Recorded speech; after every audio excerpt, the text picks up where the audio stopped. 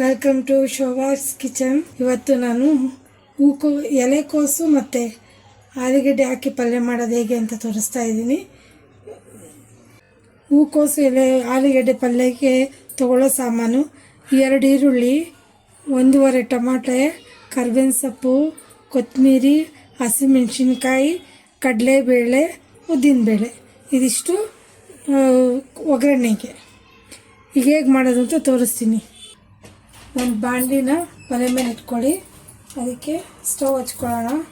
Stove ಹಚ್ಕೊಂಡ್ಮೇಲೆ oil ಹಾಕ್ಕೊಳ್ಳೋಣ.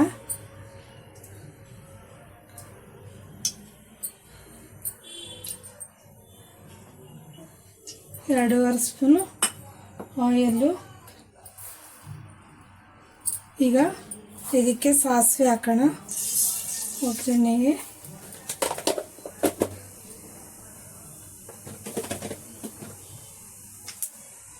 ಸಾಸಿವೆ ಚಟ್ಪಟ್ ಅನ್ನಬೇಕು.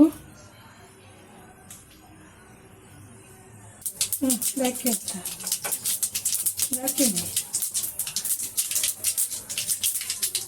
ಈಗ ಕಡಲೆಬೇಳೆನ ಉದ್ದಿನಬೇಳೆ ಎರಡು ಹಾಕೊಳ್ಳೋಣ. ಸ್ವಲ್ಪ ಉಪ್ಪು ಕೆಂಪಾಗೋದು.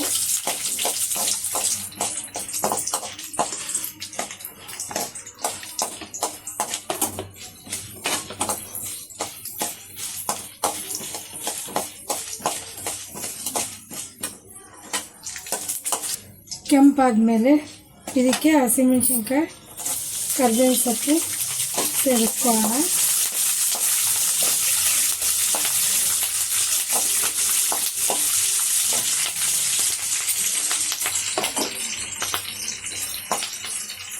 ಚೆನ್ನಾಗಿ ಚಟ ಸಿಡಿತಾ ಇದೆ. ಅದಾದಮೇಲೆ ಈರುಳ್ಳಿ ಹಾಕ್ಕೊಳ್ಳೋಣ.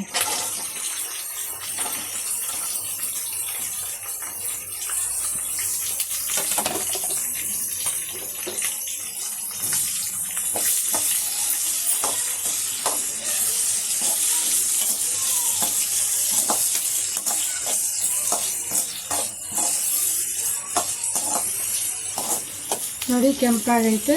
ಈಗ ಒಂದು ಸ್ವಲ್ಪ ಅರಿಶಿನ ಹಾಕೋಣ.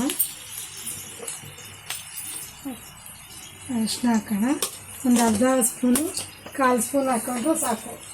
ಬೇಡ, 1/4 ಸ್ಪೂನ್ ಹಾಕ್ಕೊಳ್ಳಿ ಸಾಕು.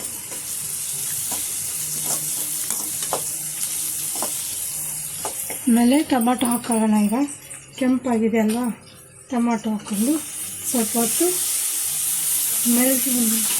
ಇದು ಮಾಡೋಣ. ಅದ್ರ ಮೇಲೆ ಸ್ವಲ್ಪ ಉಪ್ಪು ಹಾಕ್ಕೊಳ್ಳೋಣ. ಟೊಮಾಟೊ ಇದಾಗಬೇಕಲ್ಲ.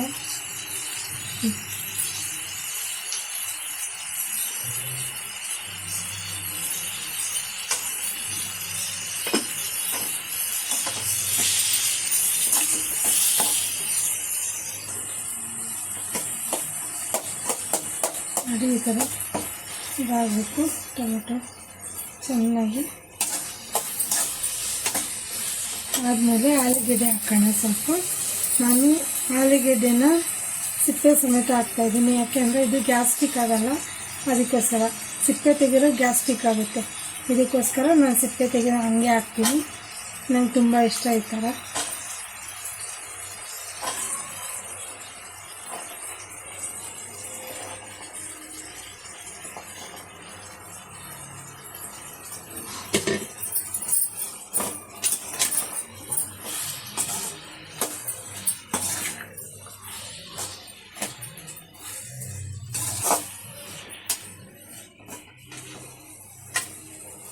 ನೋಡಿ, ಆಲೂಗಡ್ಡೆ ಸ್ವಲ್ಪ ಇದಾಗಿದೆ, ಸ್ವಲ್ಪನೇ ಇದಾಗಿದೆ ಚೆನ್ನಾಗಿ. ಈಗ ಆಲೂಗಡ್ಡೆ ಜೊತೆಗೆ ಎಲೆಕೋಸು ಹಾಕೋಣ. ಸ್ವಲ್ಪ ಹಾಕ್ಕೊಂಡು ತಿರುಗಿಕೊಳ್ಳೋಣ. ಅದ್ರ ಜೊತೆಯಲ್ಲಿ ಮಿಕ್ಸ್ ಆಗಬೇಕಲ್ಲ, ಅದಕ್ಕೋಸ್ಕರ. ಮಸಾಲೆ ಕೆಳಗೆ ಕೂತ್ಬಿಟ್ರೆ ಅದು ಇದಾಗಲ್ಲ, ಅದಕ್ಕೋಸ್ಕರ ಈ ಥರ ಮಾಡ್ಕೊಳ್ಳೋಣ.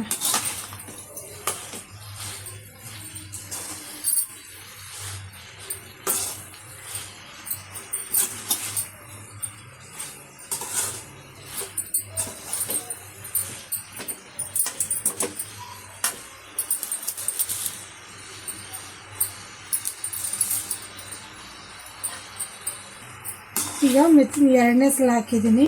ಮೆತ್ತಿಗೆ ಹಿಂಗೆ ತಿರುಕೋಬೇಕು, ಎಲ್ಲ ಮಿಕ್ಸ್ ಆಗೋ ಥರ. ನೋಡಿ ಮಸಾಲೆ ಹಾಕಿ ಕೆಳಗೆ ಕೂತಿದೆ ಅಂತ, ಇದು ಮೇಲೆ ಬರಬೇಕು, ಇಲ್ಲಾಂದರೆ ಮಸಾಲೆ ಇದು ಖಾರ ಇದಕ್ಕೂ ಹೊತ್ತಲ್ಲ ಸುಟ್ಟೋಗ್ಬಿಡುತ್ತೆ, ತಳ ಬುಡ ಹಿಡಿದ್ಬಿಡುತ್ತೆ. ಮತ್ತೆ ಹಾಕ್ತಾಯಿದ್ದೀನಿ.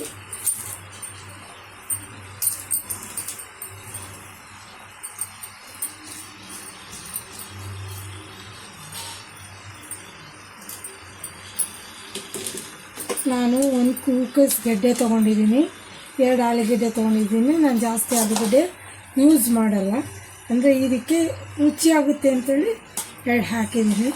ಚೆನ್ನಾಗಿರುತ್ತೆ, ತುಂಬ ಟೇಸ್ಟಾಗಿರುತ್ತೆ. ಇದೊಂದು ಸ್ವಲ್ಪ ಉಪ್ಪು ಹಾಕ್ಕೊಳ್ಳೋಣ. ಉಪ್ಪು ಹಾಕ್ಕೊಂಡು ಅವಾಗಲೂ ಸ್ವಲ್ಪ ಹಾಕಿದ್ದೆ, ಇದೊಂದು ಸ್ವಲ್ಪ ಹಾಕ್ಕೊಳ್ಳೋಣ, ಕೈ ಆಡಿಸೋಣ.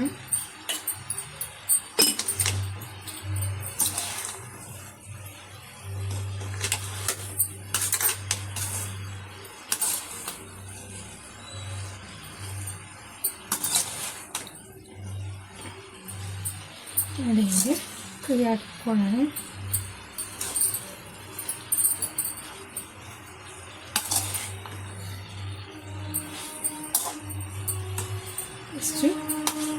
ಇಷ್ಟಾದ ತಕ್ಷಣ ಇದರ ಮೇಲೆ ಒಂದು ಪ್ಲೇಟು ಮುಚ್ಕೊಳ್ಳೋಣ. ನೋಡಿ ಪ್ಲೇಟ್ ಮುಚ್ತಾ ಇದ್ದೀನಿ. ಇದು ಆಮೇಲೆ ಅದು ಸಿಮ್ಮಲ್ಲಿ ಇಡಬೇಕು, ಸ್ವಲ್ಪ ಉರಿನ ಚೂರು ಸಿಮ್ಮಲ್ಲಿ ಇಟ್ಬಿಟ್ಟು ಆಮೇಲೆ ಇದು ಮಾಡೋಣ.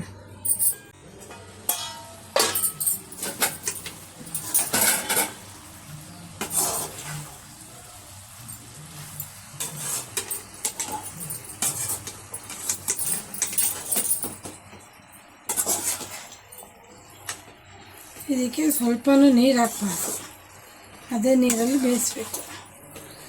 ಅದೇ ಕೋಸಿನ ನೀರು ಬರುತ್ತಲ್ಲ ಅದರಲ್ಲೇ ಬೇಯಿಸ್ಕೋಬೇಕು.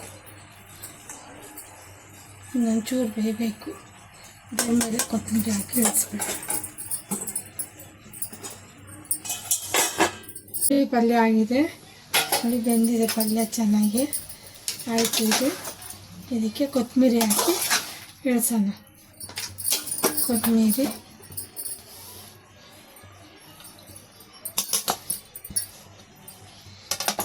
ಹಾಕಿಬಿಟ್ಟು ಕೈ ಆಡಿಸೋಣ.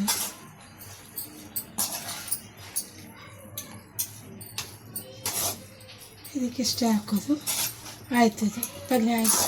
ಚಪಾತಿ, ರೊಟ್ಟಿ, ರಾಗಿ ರೊಟ್ಟಿ ಎಲ್ಲ ನೆಂಚ್ಕೊಳ್ಳೋಕ್ಕೆ, ಅನ್ನದ ಜೊತೆ ನೆಂಚ್ಕೊಳ್ಳೋಕ್ಕೆ ಎಲ್ಲ ಚೆನ್ನಾಗಿರುತ್ತೆ. ಇದು ತುಂಬ ಟೇಸ್ಟಾಗಿರುತ್ತೆ.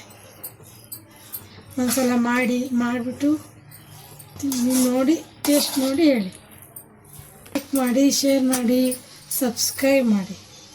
Thank you for watching.